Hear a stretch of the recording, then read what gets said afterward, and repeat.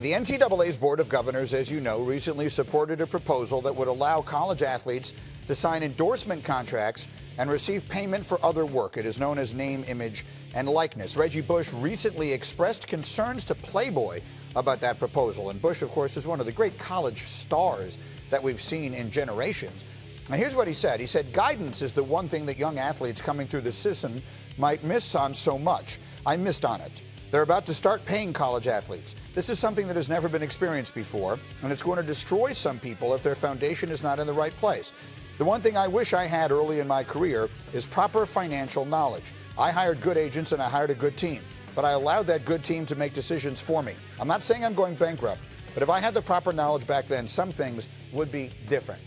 Really interesting, and we're going to talk about it here. Laura and Paul are back. And Jalen, I want to start with you because you're one of the few people who can really understand what it's like to have been Reggie Bush at one time. You're on one of the most famous college teams of all time. So when you hear him saying things like there are some people who are going to be destroyed if their foundation is not in the right place, what are you hearing when he says that? Well, money's the root of all evil. So a lot of that to me is obvious. When money's involved, it will destroy a lot of people. For young athletes, Greeny, you become a master of your craft. And for me, it was basketball. Dribble, pass, shoot, constantly be in the gym, constantly training. But you know what else is just as important when you become a young adult and a professional? Literacy you have in other areas that you're gonna need to unlock as you become a professional and an entrepreneur, a leader of your situation, understanding your finance. You now are gonna be employing your family and friends. You're going to have an entourage. You're going to have a staff, agent, manager, trainer. There's so many things that these young athletes should be able to major in sports while they're in college. Learn public relations. Learn how to be a trainer, a doctor. Learn the jobs within sports.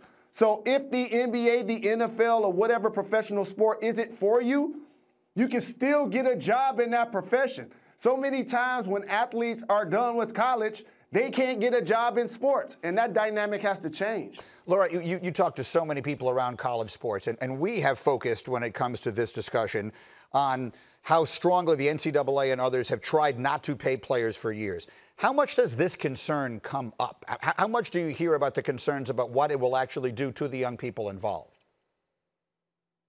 Well, I think already there have been some programs in place for financial literacy at some of the big-time universities and even some that aren't as big-time. And you see that as something that's accessible to these players. And I think that concern is almost more something preemptive, where they said they knew that a lot of this was going to be coming down the pipe and trying to educate players on what would be best for them, because you do hear a lot of players sort of quietly say, you know, I'm going to have to pay all of these people. I'm going to have to try and figure out how to give my money the second that I get it to as many people as possible. And I think that's a very real thing for a lot of these young people, something that Reggie Bush, I think, was trying to allude to in all of this. And then when it comes down to what everybody from a leadership standpoint thinks, and Paul can speak to this as well, they're saying, yes, this needed to happen, but how do we regulate it? It's going to put a lot of pressure, I think, on some of the compliance offices that are going to have to say everything from a free sandwich to a free car is going to be needing to be reported under these guidelines. It's just a very wide range of gifts that may need to be reported with the name, image, and likeness. Yeah, so there's so many pieces to this. I'd like to focus, though, for a moment, though, if we can, just on the notion of how this might impact young people, Paul,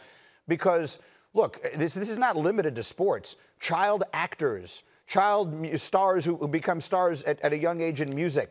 It's not normal. It's not a normal occurrence for a person of that age to all of a sudden become very famous or to have a lot of money, to have responsibilities within their family, as Jalen was just talking about. How concerned should we be about the influence or the impact that might have on young people in sports? I think you have to be concerned, Greeny, and this is really a problem pervading society. I mean, you see 15, 16-year-olds become millionaires or billionaires with some new social media contraption. But in college athletics, I mean, there are many filters, and I don't mean to shoot the messenger here, Reggie Bush, when he has a good message. But you can't forget that he disgraced his school. He had a Heisman taken away from him. And frankly, I'd rather go to Tom Brady for a golf lesson than I would for Reggie Bush for advice on what to do in college, because I just think he's trying to cover up all the mistakes that he's made without really taking responsibility. And I think that's the key. Jalen alluded to it. You have to take responsibility when you're a young person. You just can't blame it all on someone else. Jalen? So, you know how much I love you, Paul, but I disagree with you there about the Reggie Bush shade, and here's why. Experience is the best teacher. And for somebody that's been in the foxhole and experienced all of the things that he's experienced, I think he's more equipped to describe what it's like to someone else versus somebody like Tom Brady who didn't have that in his past. Yeah, and Tom, I think the golf piece of it I got, and I understand what you're saying. But, Jalen, I want to go to that because what is it actually like?